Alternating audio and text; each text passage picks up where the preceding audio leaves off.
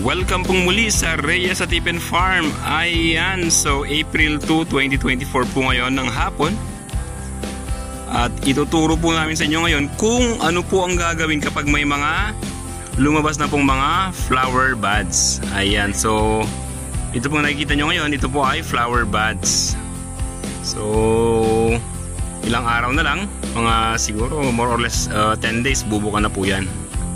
Ayan, so anong gagawin po kapag may mga ganito? So ito po, kung mapapansin po ninyo, meron pong mga langgam dito. Ayan, ang kagandahan po, mga itim po na langgam tong mga to. Hindi po talaga may iwasan na may mga langgam sa mga buds ng dragon fruit kasi nga po matamis, lalo po yung mga maliliit, makikita nyo po mamaya. So ang gagawin po natin dito ay sprayhan lang po natin ng 7 insecticide. Ayan, or any po na insecticide. So, ayan po. Tapos yung spray po kasi namin is all-in-one na may fungicide na rin po. So kung ganito mga sizes po, pwede pa pong sprayhan.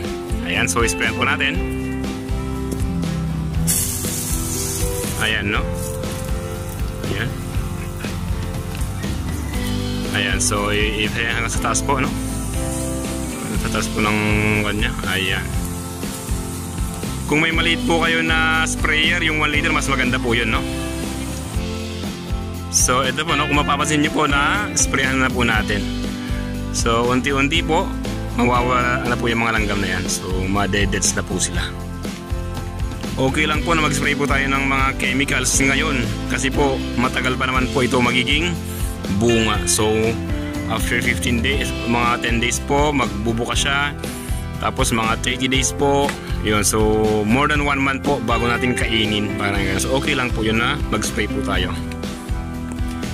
Tsaka ito po mga spray namin is washable naman po. Isang ulan lang, okay, nagdilig lang is wala na po sila. Itong poste po na ito, no? Kung mapapansin nyo po yan, no? Yan. Nasa 3 years na rin yata itong puno na ito, no? Ayan, itong sanga po na yan, no? Ayan, may mga maliliit po dyan. Hindi pa kasi masyadong kita dyan, no? May maliliit na po dyan na tumutubong mga buds po. Yung iba tinatawag po nila rosas. Gaya po yan ito. Gaya po nito, oh. Ayan, no? Ayan, pag may maliit po na ganyan, madalas po talaga nilalanggam po yan. Yan, meron pa po dito sa baba niya. Tingnan natin, ha? Ito po, oh. Tingnan nyo po, magkatabi sila, dalawa. Ayan, oh. Kung tutusin, hindi naman po talaga kailangang sprayhan. So kumbaga mamatay o hindi, ganoon talaga eh. Pero kung may time naman tayo, yan, sprayan po natin. So kahit maliit pa yung mga buds, sprayan na po natin. Ayan. Ayan. Kasi dati hindi naman po kami nag-i-spray. Pero yan, for video purposes po, tsaka maalagaan yung mga quality po na magiging bunga. Ayan, yung mga rosas pa, sprayan po natin. Ayan po, ano? Ayan, pati yung mga maliliit. Dito ako yung TJ, yung kanina, yung pinakita ko. Yung dyan, oh. Ayan, sprayan mo rin yan. Ayan, i-sprayan natin, no? So isang puno pa lang po ito, marami na pong bunga. So sa isang poste po kasi namin, umaabot po kami ng mga 50 po na bunga yan. Sa isang buwan, yan, mga ganyan po, no? Dadami po yan. Wala kasing ulan, kaya medyo nahuli po ang ating fruiting season, no? Ito po, lumipat kami sa isang poste po ulit, no? Ayan, so ganito po itsura niya, yung parang rosas po. So sabi po nga ng iba, rosas daw siya, no? Ayan, so medyo lalaki ng konti, parang rosas nga po talaga. Mas maganda, spray na rin po natin. Although ang kagandahan, black lang po ng mga langgam yung mga nandito. Actually, mababait itong mga black na to compared po sa mga red. Talaga yun yung naninira po. Pag may mga red po talaga, nako, kailangan yung patayin po lahat. Ayan, isa pa pong ginagamit po namin yung ant bait, yung green leaf. Yun yung tag 5 pesos lang po per sachet. Ibudbud nyo lang po yun, powder po yun, no? Wala kasi akong dala dito. Ibubudbud nyo lang po dyan. Kahit sa paligid lang yung pag kinain po nila yan, kasi gusto po naman langgam, kasi ant bait nga po. Pag kinain po nila yun, or sinubo, dadalhin po nila yun sa reyna nila, buong colony po, patay. Ayan, so ipariman nyo lang po sa questions para sagutin po natin yung pangalan po na eksaktong ginagamit po namin na powder. Ayan, so sa ngayon po spray lang po muna. Ito katabing poste nyo po, tingnan nyo po, meron tayong, ayan po, yung rosas, no? Katago. Ayan, sprayan din natin. Ayan, paliguan. Ayan, no? Ayan.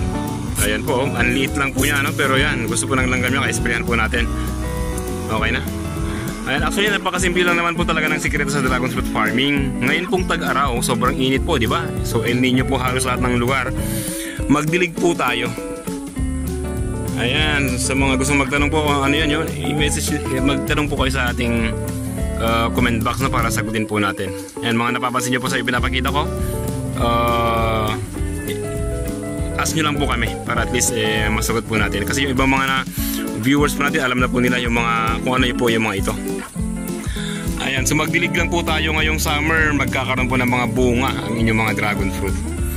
So totoo lang, medyo late nga po ngayon kasi nga nawala ako ng mga 2 months po dito sa farm.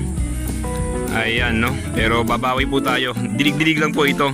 Tapos bukas po kung sa susunod po na video ulit natin yung panama po, ang pag-uusapan natin is yung pagpapabunga. So sa mga wala pa pong bunga, ayan, sa susunod po na video kung paano namin nagawa yung ganito. Parang ito, may mga buds po na lumalabas, no? Kuya TJ, meron pa dito, oh. Sprayan natin. Ayan, so meron po dyan, no? Ayan, paliguan natin, no? Ayan po, no? So gaganda po ang tanim pag nadiligan po. So yun lamang po sa video po na ito. Hanggang sa muli po, ano? Ayan, meron po pala dito, Kuya TJ, oh. Ayan, sagrin na natin para at least lahat po ng mga bagong mga buds, tasprayan po natin. Meron din dito sa kabila. Ayan, no? So, ayan, tapos, ayan, may mga langgam, no? So, may mga kaibigan naman po yan, pero mas magandang wala na rin sila. Ayan, kasi nag-attract po sila ng mga red po na langgam, no? Ayan. Kung mapapansin nyo rin po sa ating mga poste po ng dragon fruit, no, natanggal po namin yung mga nasa ilalim. So ubos po yan. Kapag hindi po kasi kayo nagtatanggal ng mga sanga-sanga po sa dito po sa poste, yung body ba, itong sanga, di ba, may 4 po na poste na tanim dito. Pag hindi po kayo nagtatanggal dyan, naku po, pag diba, isang maliit pa lang na sanga ng dragon fruit, may mga langgam na po yan. Mag-a-attract po kasi ng mga langgam na, lalo yung mga red. Ayan, so dadami po yan. So linisin po natin, tanggalin po natin. Then after po tanggalin is isprayan po natin. Ayan, mapakita ko po yung mga itsura ng ating mga kano para at least nagkaroon po ng idea.